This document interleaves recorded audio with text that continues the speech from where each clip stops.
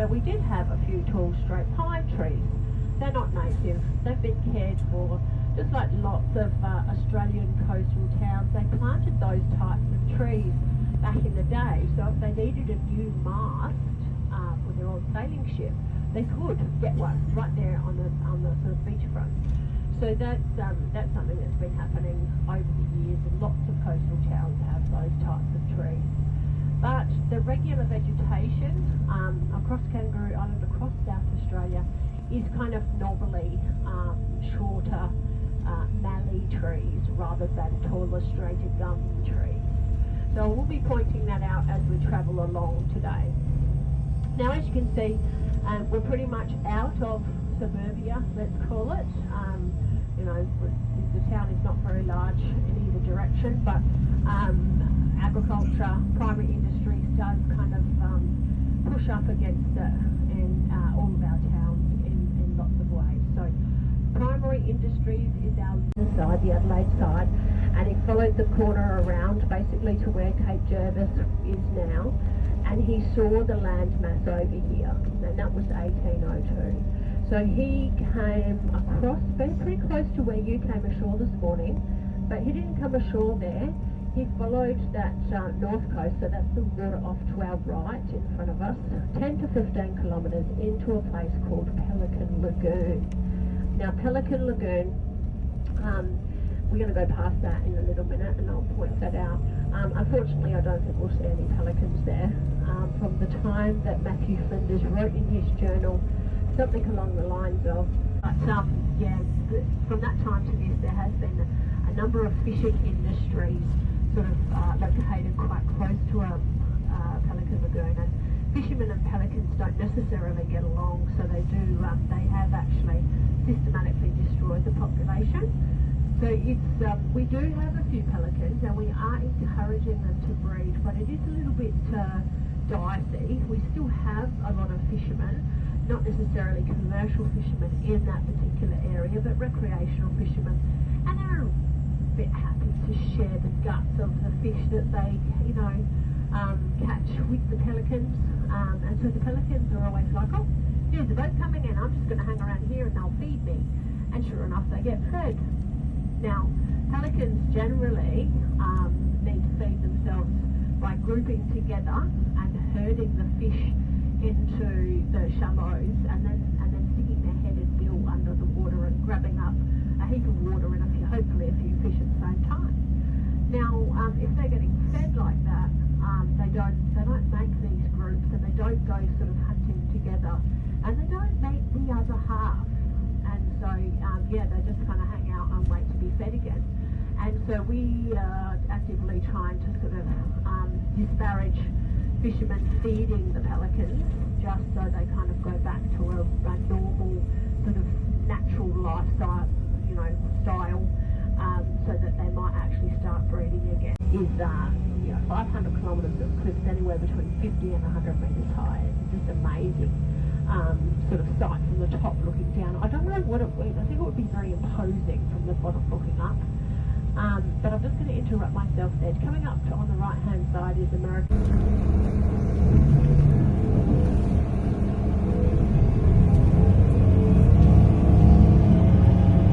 Okay, so everyone just stay where you are. I'm just picking up our last passenger, and then we're going to get back on the road again.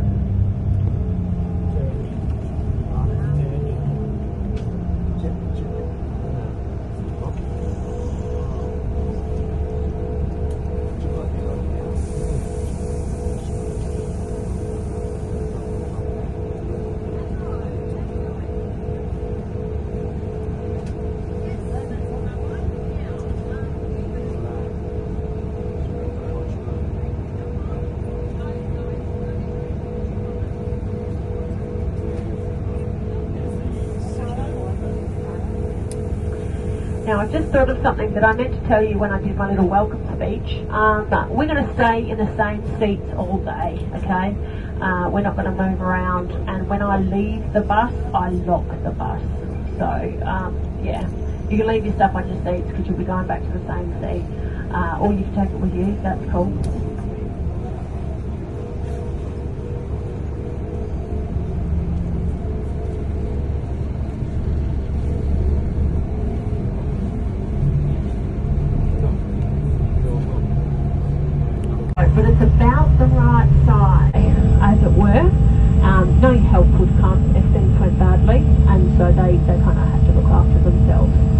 So like I say, not every individual was taken out of the colony, unlike so many other colonies that we had around the island.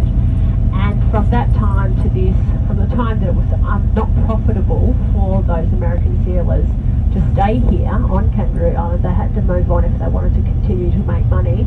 And from that time to this, the colony has actually built up in numbers, such that it is now ejecting individuals that are going to live at places that used to have colonies of fur seals. So we're slowly building up in numbers. We're never going to get back to the hundreds of thousands like we used to, because we have fishermen now, and our fishermen are very good at harvesting lots of fish, and so there's not enough fish for the amount of fur seals to sort of call Kangaroo Island home.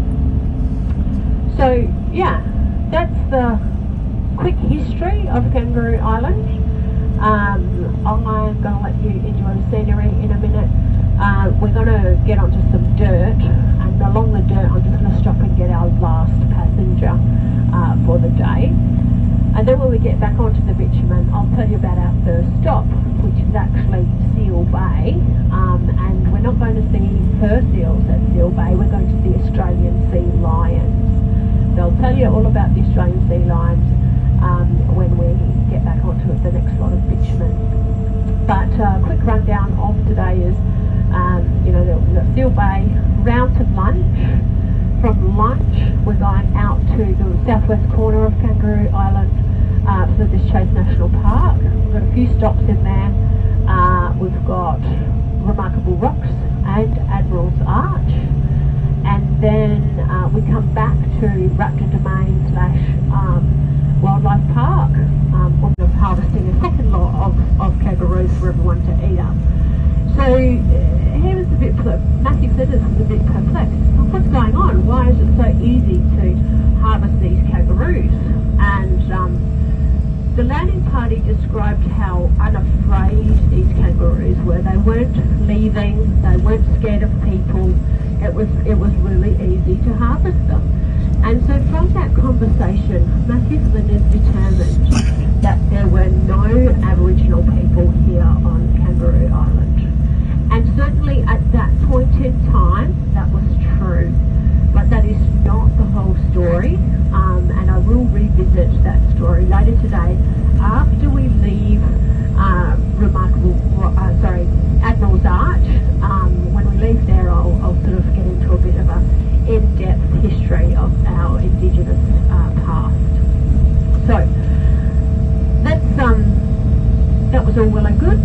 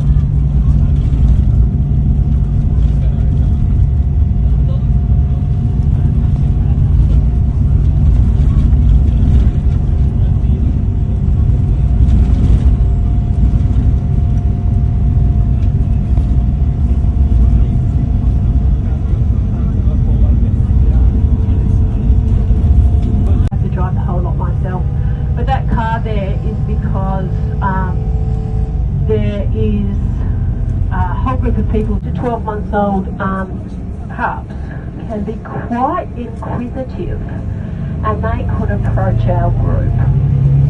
So we must stay very still. We must not back off in that situation, and we kind of just giving them this impression that people are not interesting.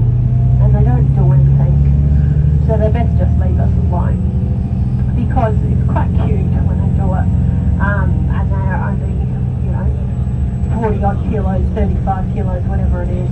And, you know, they've got their big eyes and they're really interested in you and they're looking at you and they're getting really close. And especially if that's a male and it grows up to be 250 kilos and does the same thing, that is not so cute. So we really need to give them this impression that people are not interesting. So if myself or the guide say, stand still, don't move, don't talk to it, you know, just stand still and be boring, that's what you need to do. Alright. Now we do have a few kids on the bus. Strangely, well not strangely, animals like things that they can dominate, so they do recognise that children are smaller than adults, so they do sometimes sort of pick on the children. So stay near your adult children and do not bend down. Yeah. So when we first get here, I'm going to pull up just in front of us at the left. There's a white building block, 2 flushing toilets. So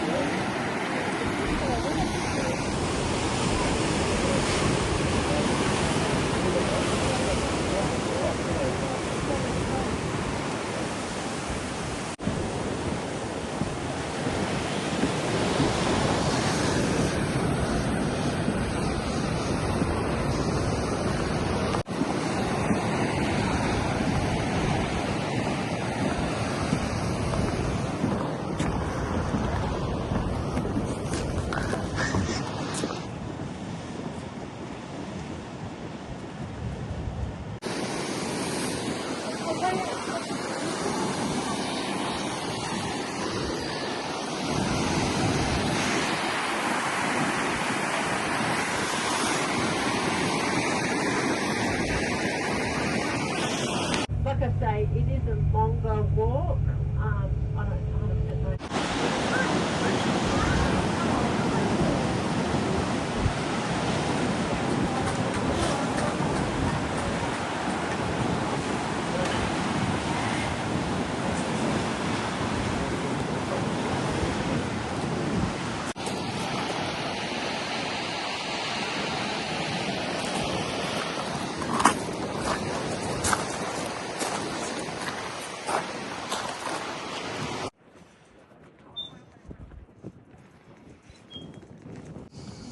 She said, I like she had enough flank to do it. Huh? But she did it. She said she would never enough flank. Yes! You know it's true. Your brother would agree. What?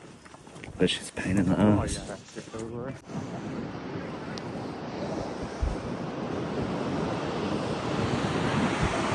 Two.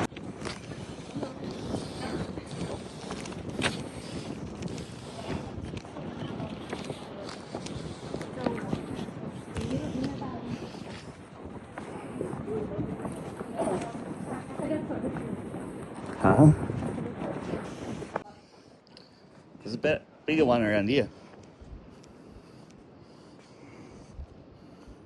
Hey. Over here.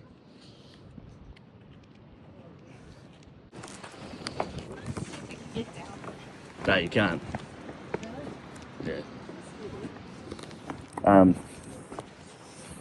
you seen this one? So it's about 45 minutes from the start of the park, I think. It takes us about 15 minutes to get to the start of the park. So we've got sort of like an hour, I think, drive in front of us from now. Now, I'm just going to tell you a few things, then I'll let you have a bit of a rest, because it has been a long day for most of you. You started way earlier than I did. So yeah, some of you got to sleep in and sort of got brought on the bus on the island, but most of you started in Adelaide, which is definitely a long day. Right, so over there we can still see those two little islands, those two little casuarinas.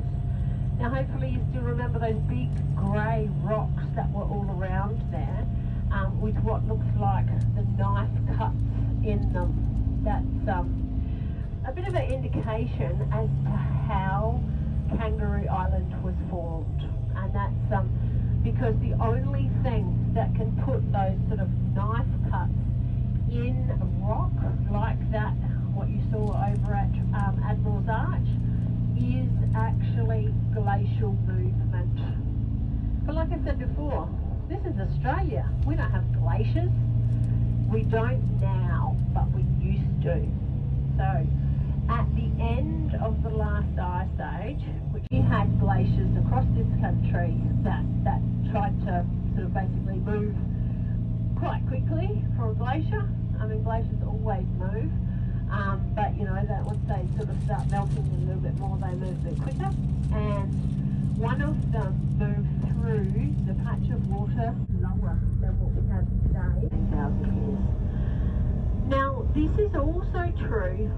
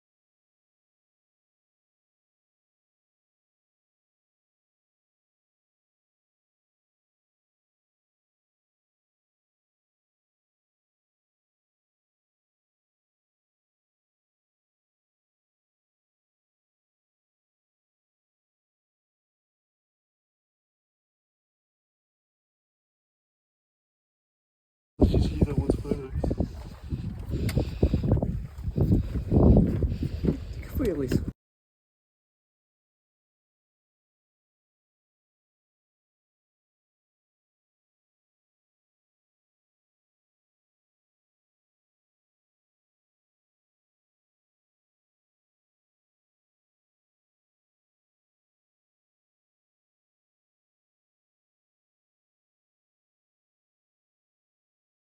Little cracks started to form in the surface, and they got bigger and deeper after every year. The erosion took more of the surface away, which allowed the sort of temperature differences to be larger and all that kind of stuff. Now eventually the rain that fell on the surface got down and sort of seeped into those cracks. Closely following that is the roots of the vegetation, which dive into the cracks and sort of swell up and crack the surface little bits off and make those cracks sort of larger. Oh, there's a boat over there. I don't generally see a boat in Port Crucius Bay. That looks like one of our crayfishing vessels. So southern rock lobster comes out of the Southern Ocean. That is the Southern Ocean right there. Yeah, so these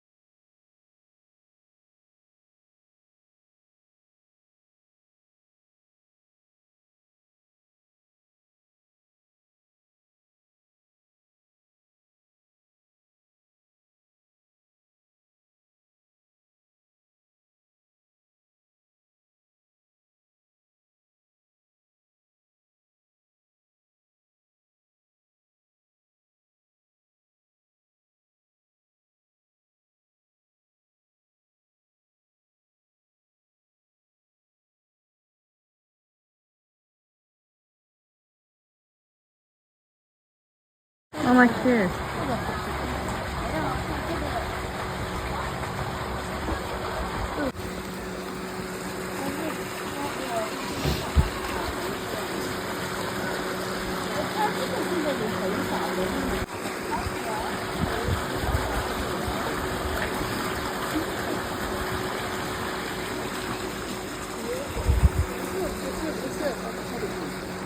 Putty, putty. Putty, putty. It's your baby. Chad, what'd you do now?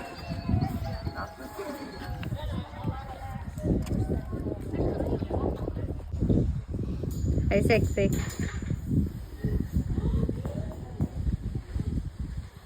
Yeah, it's gone blur.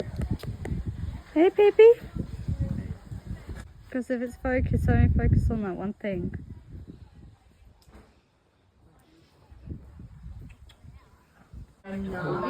Yeah, Oh, they are. they're so very beautiful. smart. Very smart. Very Yes. smart. Yes. It's very close to human being. Very much so. Yeah.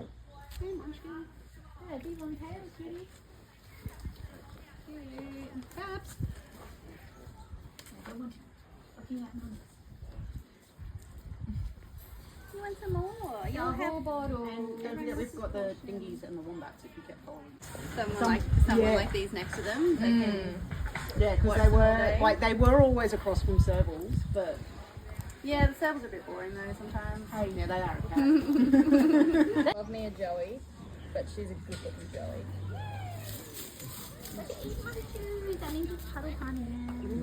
She will take them all day long. It is why I put their things on the fence because they do love a good cuddle. Yeah, and these guys are super curious.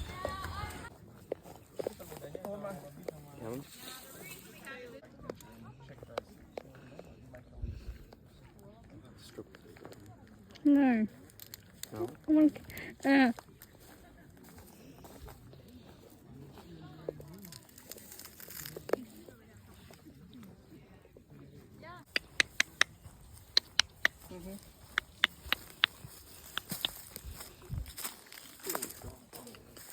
Hey, little feather.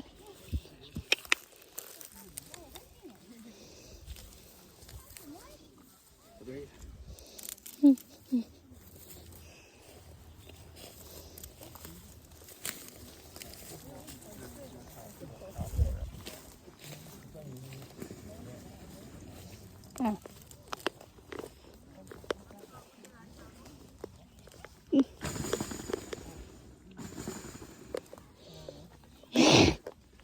Hello. What are you looking at? It's a bracelet. You hear the gate. You're so aware, child. You're a smart kangaroo.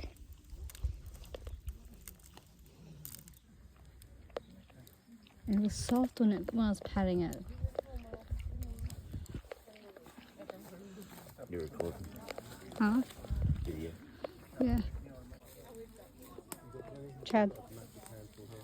We replaced Gizmo. Mm-hmm. You replaced Gizmo. Oh, there you go, Chad.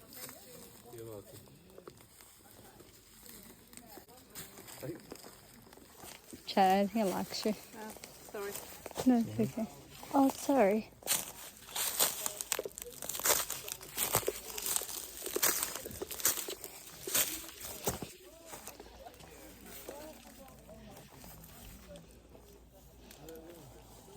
Hey, baby.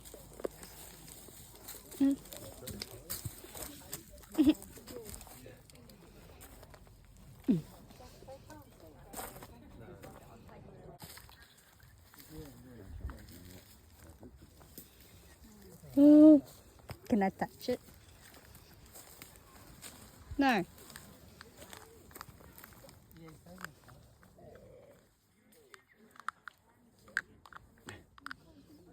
What's that noise? Huh?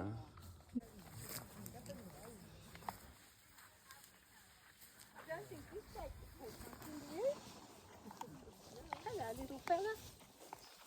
Look at him. Got his eyes shut. He does. There's a white one over there too. There's two. I think I scared him. Hey, baby. That's sexy. These kangaroos, all these koalas in this enclosure though, except for these little babies, have come to us as rescue. And I'll talk about that in a moment. Koalas though, you're probably aware, very, very lazy animals. They do sleep around 18 to 20 hours of the day. So it's a pretty tough life. Yeah. When they're not sleeping, they're eating. So eating for 4 to 6 hours. It's pretty good. And what they're eating is eucalyptus. So eucalyptus has everything in the pots in this enclosure and just about everything above your head at the moment. We have lots here in Australia. So we have over 1,000 different species. However, on the island, over here, we have our koalas. So the first one up the top here, we have Mads. We've got Mads, Murphy, Maddie, and then we've got our big boy at the back, Bazza, and then our 2 little Joeys as well that are currently unnamed. If you do have name suggestions, let us know. Didn't want to do this in just the hand feeding, that's in this little section there. Otherwise, come on in.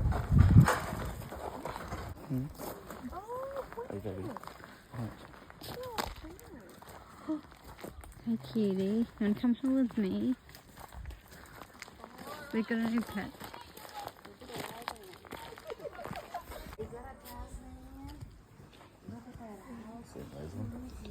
No. Why is it a different colour? The pouch jelly.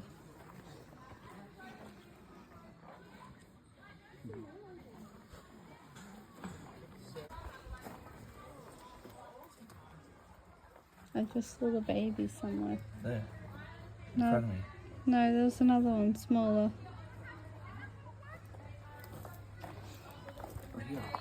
Yeah. Hi, little fella. I'm gonna eat you one day.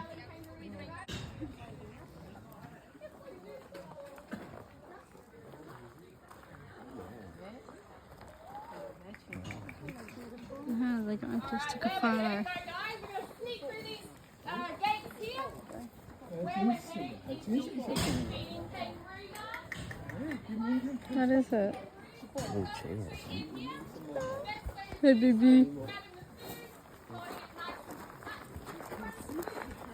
Oh, you're so cute. Look at them. Oh my goodness. You guys are so cute. Look at you. I want to see them. Oh my goodness. Look at you guys.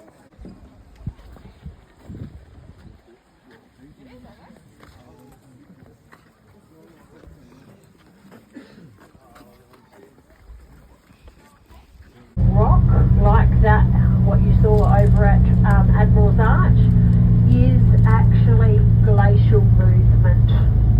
But like I said before, this is Australia. We don't have glaciers. We don't now, but we used to. So at the end of the last ice age, which was about 10,000 years ago, we had glaciers across this country that tried to sort of basically move quite quickly for a glacier on the island, but most of you done in Adelaide, which is definitely a long day. Right, so over there we can still see those 2 little islands, those 2 little casuarinas. Now hopefully you still remember those big grey rocks that were all around there, with what looks like the knife cuts in them. That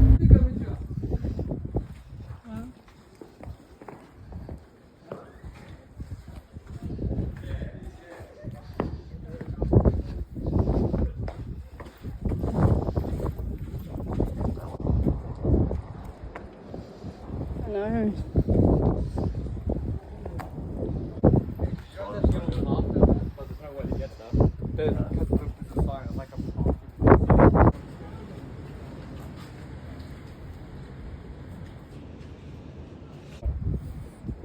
No.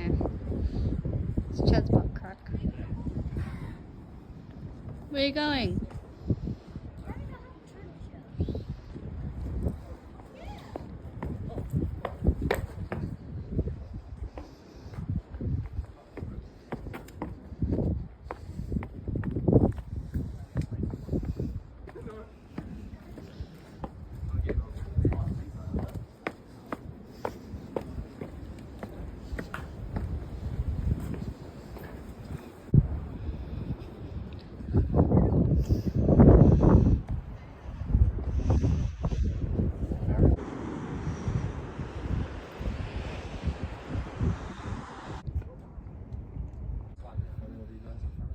Yes. Just use that one's photos. If we at least Well, but That's where we're at. Alright, so back in the bus. I like how she made a Pacific North feel on time where we get to have the elephant. And once she's off to go. I have an elephant and a kangaroo right here. Look how cute he is.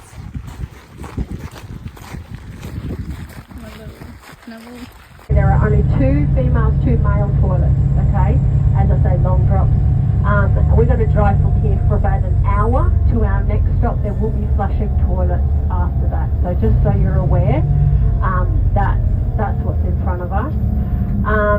So the plan here is where I pull up, the walkway will be directly in front of you to get down to the rocks. Now you can go straight down and then straight back on the same pathway, and just before you get back to the bus, just off to the left, when you're coming back to the bus, there's a toilet. When you leave the bus, it's off to your right. It's only like, I don't know, 30 metres down the track, off to your right. So you should see it on your way down. But you know, there's 50 of you pretty much, 47 of you. So if everybody uses the toilet on the way down or on the way back, it's going to be a long way. So yeah, so try and spread it out if you can. Fingers crossed we won't have another bus. Yeah, just the lichen can actually attract moisture and be quite sort of soggy and slippery. So do be aware of it. Is fairly severe. It certainly looks severe at the bottom. But at the top, where you have the opportunity to walk around, it's not great. So you can easily get yourself into some trouble when it comes to your balance and things like that. So be very well aware of where you are when you're walking around the rocks. Don't just look at the rocks and start walking off to one side. People have actually fallen off and ended up in the ocean, and it has never ended well. So yeah, be very well aware of what you're doing. I thought for sure it was going to be windy out here with the winds that was at my house this morning and also at Penishore. I thought I was going to be blowing a gale out here, but it's really calm. So yeah, that makes it easier for you guys. It doesn't mean that we haven't had some water out here, and the orange of the rock is actually a lichen that lives on the granite itself. It's one of the ways that boulder to be sort of separated from the core of granite underneath. So that kind of process happens across the top of the sort of core or the column of granite that was coming up from the Earth's centre. Now those boulders that then lined that core, they had all the impurities kind of embedded in them and all that kind of stuff, right? So those impurities, because granite is so hard, those impurities were obviously softer. And obviously softer when it comes to erosion factors like wind and rain and salt scum and all that kind of stuff. That means that erodes away far quicker than the granite. Little cracks started to form in the surface, and they got bigger and deeper after every year. The erosion took more of the surface away, which allowed the sort of temperature differences to be larger and all that kind of stuff. Now eventually the rain that fell on the surface got down and sort of seeped into those cracks. Closely following that is the roots of the vegetation, which dive into the cracks and sort of swell up and crack the surface little bits off and make those cracks sort of larger. Oh, there's a boat over there. I don't generally see a boat in Port Trucius Bay. That looks like one of our crayfishing vessels. So southern rock lobster comes out of the Southern Ocean. That is the Southern Ocean right there. Yeah, so these in summer. Do you want to go that close to the water? Chad. I can't hear you. Don't even hear it, don't yell.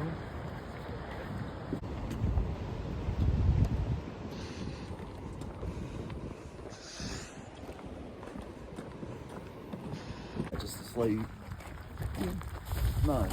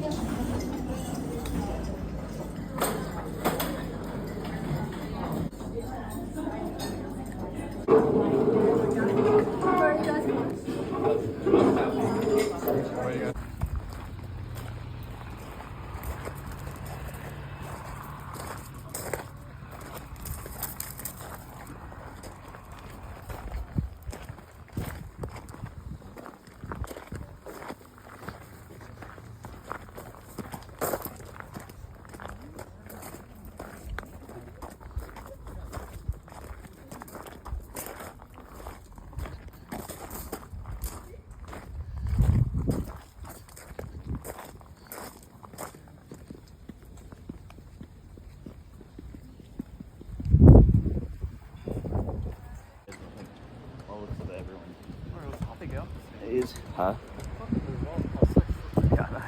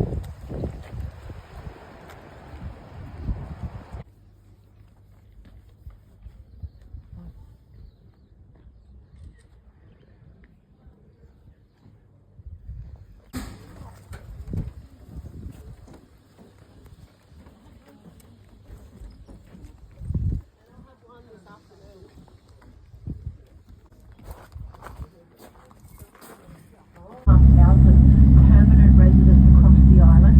We are not very densely populated at 1 person per square kilometre. So, you know, for a local, I've been here 20 years, it's easy to think, oh, I want to go to the beach today, and oh, I'm going to take my dog and I don't want to share with anyone else, so we'll find a beach that's all our own, and you can do that on most days. There's lots of beaches where tourists go, oh, let's go to the beach, and they all go there, but yeah, as locals you can easily find a beach that you can kind of walk on and have a bit of serenity all by yourself. Now, these trees on either side of the road are not gum trees, these are mallee trees. So even though they look quite tall, this kind of wood is not actually useful for building out of. It's too knobbly and thin and yeah, not fantastic. So this is actually a unique standing trees rather than taller straight gum trees. So with their old sailing ship, they could get one right there on the sort of beachfront. So that's something that's been happening over the years, and lots of coastal towns have those types of trees. But the regular vegetation across Kangaroo Island, across South Australia, is kind of knobbly.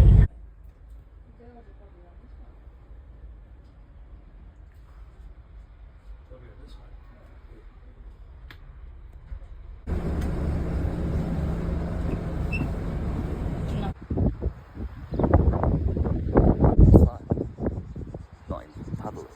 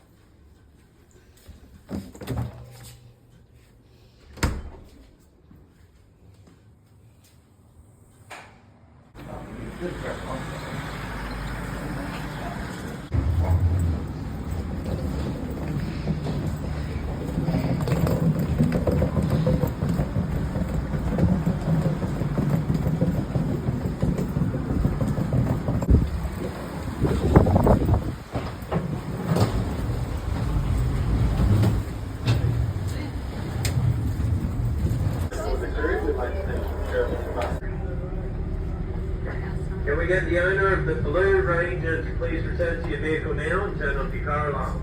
That is the owner of the Blue Ford Ranger. Please return to your vehicle now. Stay together. Maybe around too much, but Look at the giant. Hey, depends how they where's the sharks at? You don't want to be next to Where's the what? Is there where the sharks are?